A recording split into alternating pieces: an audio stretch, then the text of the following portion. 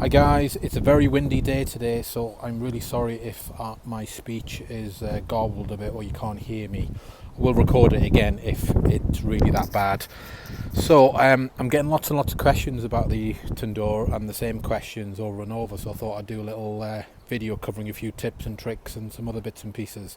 So first things first, people ask, why do I put the pebbles on? Well, underneath there's vermiculite, and the vermiculite's very soft, so it can fly off, particularly with days today, like today. If it is very windy,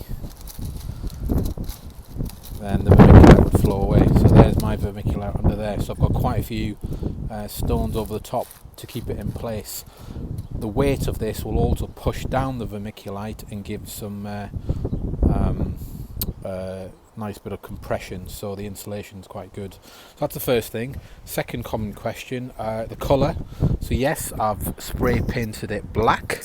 I didn't put a primer down, I should have done, but I know that for next time. So I used literally some spray paint. It was matte black. It says on the back of the tin, paint was suitable for 100 degrees, but it's been on for a while. There's a couple of kinks where the paint's come off from where I've hung my bits and pieces. The handles are really good for storing things. So the next most common question is cleaning. So mine's been heavily used, and this is what it looks like when it's clean. So you've got, obviously very windy, you may be able to see on the camera bits of ash flying around. So to clean the innards of this, so if I'm rubbing it, see my hands aren't black, so there's no soot in there, so that's good. If you've got soot in there, it means you're either burning wood too ferociously, or there's not enough oxygen getting to your fire. So I clean it with a salt solution. So I've got about 300 mils of water, 2 heaped tablespoons of salt. I take the rag, I then make sure the rag's not dripping wet. I then wipe the inside all the way around, and I do it when it's cool, or I do it right at the end of the cook where it's only still a little bit warm. It's easier to dry that way. If you submerge it too much with water, please don't use your Tandoor until it's completely dry. The next question I always get is this plate I use, the terracotta disc I got originally. The only thing I've done is added a little bit of fire cement where there was a couple of cracks forming, but works really well. No complaints. I did try this. So this is a 8-inch trivet with a couple of handles. I thought I'd give it a go just to see what it's like in terms of airflow. Worked fine, worked as well as the terracotta pot. The only problem with it was any small bit of charcoal fall through the grate. So it's okay. I might try it again on a larger cook, but still recommend the plate. Next question I always get is, how do you clear the ash at the bottom there? So there's a hole in the middle. I just take a brush and I just brush it. Sorry, it's a very windy day. It's going everywhere. Don't do it on a windy day. But yeah, you see there at the bottom. So I just push. So the next most popular query is how to light the Tandoor, and you can use this method for lighting a normal barbecue as well. So my hands are extremely dirty, apologies, from picking up coal. So the first thing I use are wood firelighters. One's normally enough, but I put 2 in just to get it going. I've then got some small bits from the bottom of my box of charcoal, so I'll put those in there. Get that in there and around, and the small bits will ignite quickly. That's why never throw away small bits. And then I'm just going to stack these up. Big bit in the middle, another big bit there, and make sure it's secure because you're going to have to transport this, and then another bit in between there. So sorry again, it's windy, so if you can't hear me, my apologies.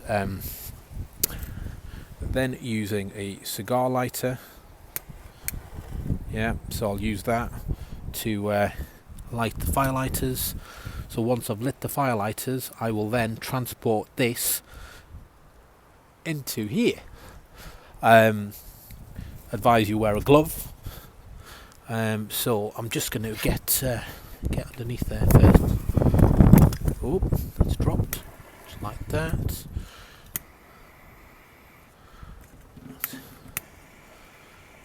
Right, so that's lit now. Put that on top, and be quick about it, guys, because that's gone out. It's really windy today.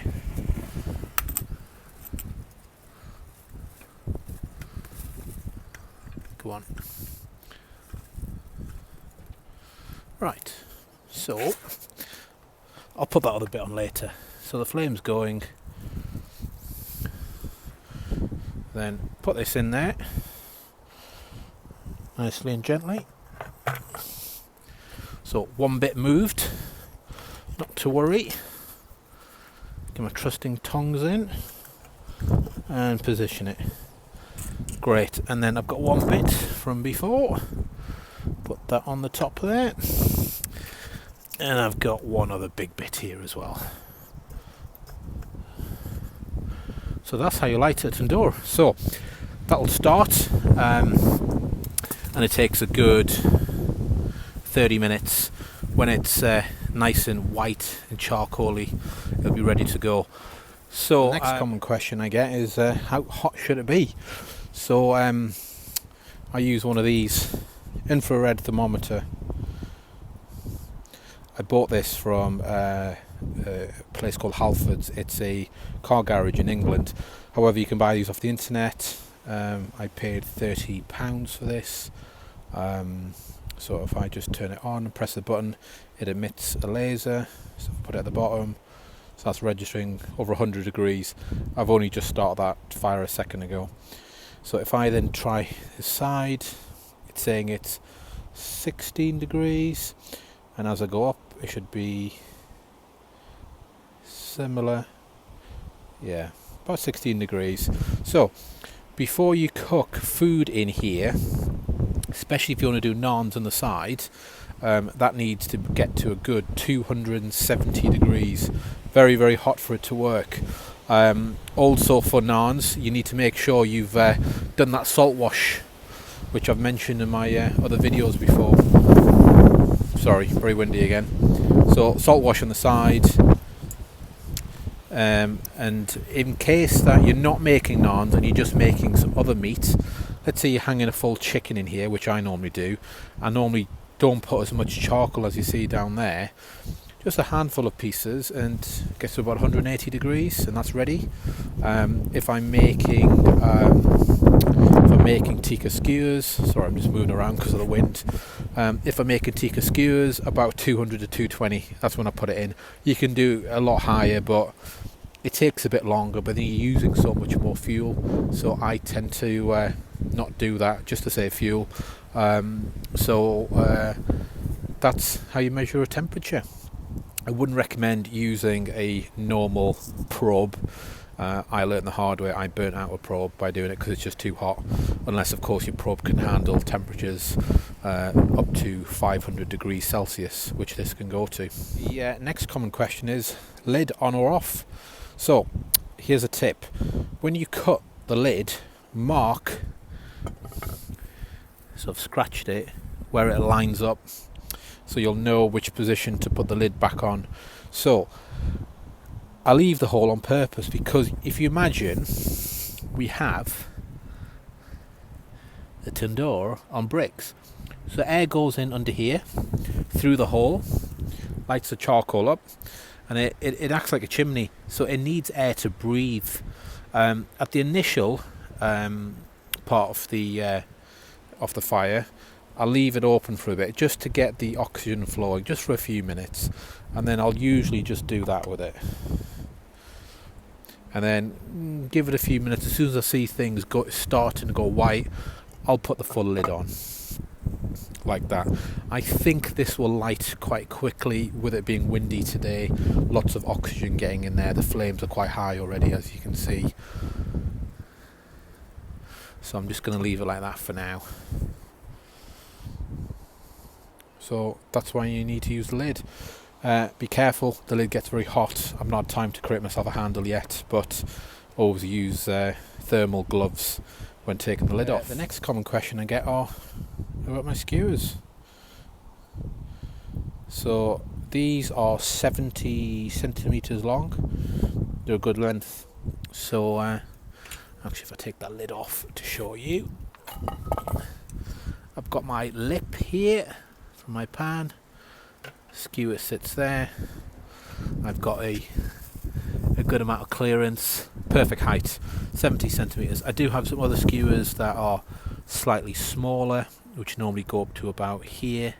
The only challenge with the skewers, and you've got to position your meat carefully, is when it's all lit and ready to cook, you've got to do that. So you have a very slight gap. So if I've got multiple skewers and I've got a bit of a big gap going on, I will block this hole, because then that's too much oxygen getting to the charcoal. And I just do that with the use of a ragged cloth, something like that. So if I've got lots of skewers in and there's a hole like that, I'll just do that. Yeah, that's why it's good to keep the hole. But usually it's like that, and that's fine. So other good thing about these skewers is this, so I can hook it onto things. So for example here, you can just hook it up, nice and easy. Here's some other utensils I use. Most common question to get is this, a naan pillow. It's called a goodie. I made it myself. You need a cotton cloth. So this was a cotton tea towel. All I did is took some innards from a cushion, put it in, and then just use some safety pins at the bottom. So your naan bread will go on top of there, and you just use it to put on the side. It's better using one of these, because then you get the full surface area pushed against the side of the wall. Otherwise, if you're doing it with your hands, you risk burning yourself, and you may not get it on the side properly. Nice and easy, guys. It took 10 minutes to make. The other next question I get a lot is, how do I care for my tandoor in terms of keeping it outdoors? So whilst it is May whilst I'm recording this, it's a very windy day today, but it's not normally this windy. Usually I keep it outdoors, and I have a barbecue cover, and it's the same cover I've got for my Weber over there, and I bought it off Amazon. It was about £15, and it just goes over the top of it with a Velcro strap underneath. You should keep these tandoors indoors during winter and during periods of really bad moisture, particularly towards September, October, November time. Otherwise you'll have the terracotta absorbing the moisture, and when you fire it up it will probably crack. So great to keep outdoors during some decent weather, but if you get rain where you live, or snow, recommended to be indoors. Even with a barbecue cover during winter periods, you want it indoors. So the fire's been going about 10 or 15 minutes. I did add a little bit more charcoal to it at the top, a couple of larger bits. The bits underneath have gone a bit white, which is fantastic. So if I just check the side of the wall, 140 degrees ish, right at the top, 120 ish. So that bit of log isn't even lit yet. See the red dot on it. So the core fire, I'm getting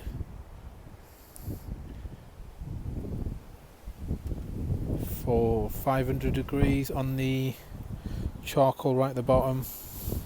So it's nicely lit. So it's all about the clay temperature really. So it's about halfway there at the minute. So that's why I added the extra coal. So once that's all nicely lit, she'll be good to have some naans put in. 30 minutes have passed. Let's have a look. Oh, good. So,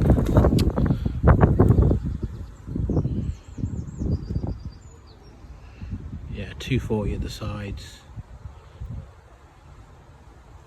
200 at the top, 240 at the bottom. So a little bit longer, and she'll get up to temperature and be ready to cook some naans. Question is, does the tandoor get hot in the middle of a cook? It's been going for about 40 minutes now. I'll show you.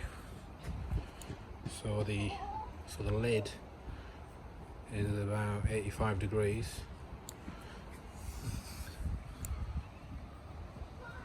The outside,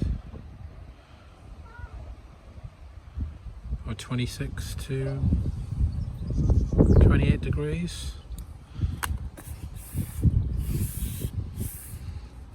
Barely feels warm.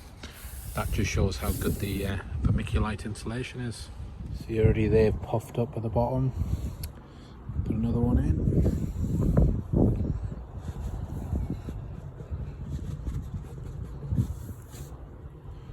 Nicely done on there. That one's coming out nicely as well.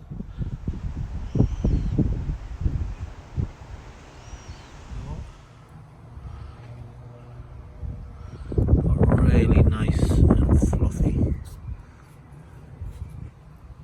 Nice and fluffy. Perfect. Exactly how we wanted. So I did a bit of a test. Did some at the bottom layer, one at the medium, one at the top, just to see how long they took. Obviously the ones at the bottom are a lot warmer, and that bottom one's starting to brown already, which is brilliant. So once she's brown, she'll be ready to come off. The others are taking a couple of minutes longer. Fantastic. So we'll take them off, and then we will put some garlic, some coriander and some butter over the top. That's the end of the frequently asked questions video, and I've got some Jamaican jerk chicken cooking, marinated in lots of spices and coconut yogurt. I completely made the recipe up, so hopefully it'll turn out nicely. See you later guys, thanks for watching.